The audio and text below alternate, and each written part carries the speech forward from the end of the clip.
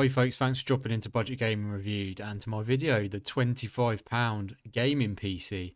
After seeing a lot of pre-built PCs on eBay and stuff like that for ridiculous prices, I decided to see if I could put something together that would match it or if not beat it, £25. Yeah, we've used second-hand components sourced over a few weeks off places like Facebook, eBay and stuff like that. So yeah, enjoy. First up, we have an old RM Educational desktop unit I brought off eBay for £13.65. It was sold as untested. It had an i3 2220 in it, 4 GB of DDR3 memory. And yeah, upon opening the case, it was pretty clean. It all looked okay. And it had a nice little Asus P8H61 motherboard in it. Next up, I bought a 500 GB Western Digital hard drive. It was sold as faulty. I got paid £1.45 for it. It turned out it just needed a heavy format and a defrag, and we managed to get that up and running. The PSU is an old SIT unbranded model, a 500 watt unit. And again, that was sold as untested, and I bought that for 99p off eBay. The case was free. Someone I knew was chucking it out. It was missing the side panel, and it was a bit bashed up and dusty and dirty. And yeah, the most important bit, I managed to buy an Asus HD 6670 1 GB card for £12. It came boxed as well, which was nice, and the card looked in good condition. Yeah, it should be kind of okay in today's market, but hey, for a £25 gaming PC, who really cares? It should do the job.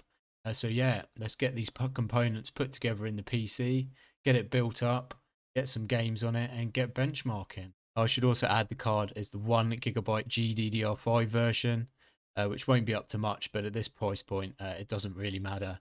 We should be able to play something, maybe even at 1080p. So let's have a quick recap on what it cost. I managed to sell the old case to someone that needed it for £6.95 with the PSU. So that brings the total build budget to £21.14, which I don't think is bad, to be honest. I'll just mention again that these parts did take a while to source. I didn't just go on eBay and an hour later they were delivered. I've also not included postage costs. So here's the finished product, and not too shabby, I think.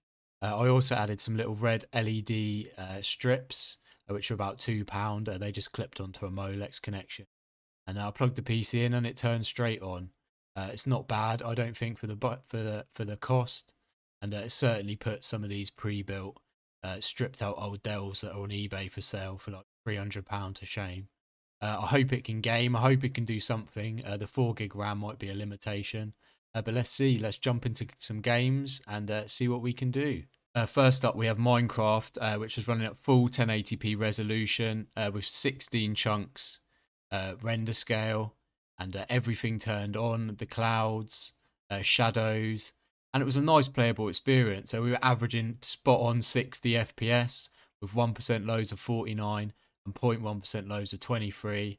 And yeah, I could play this all day at these settings. I was very surprised managed with this, especially given that we've got 4 GB of RAM and a 1 GB card. But Minecraft is an old game, and it's quite well optimized for old hardware. Next up, we have CSGO, a very popular title, and many benchmarkers' first game of choice in line. Again, I was pleasantly surprised we're running at 1080p resolution again, with everything turned to low. These are the best settings really for play, as I've been told, and we were seeing 65 FPS on average. And again, it was very playable. There wasn't too much drops or stutters. The game was nice and smooth. We were competitive. I know people like ridiculously high frame rates in CSGO, but there you are. It's a £25 PC. Back to Fortnite for our last little benchmark.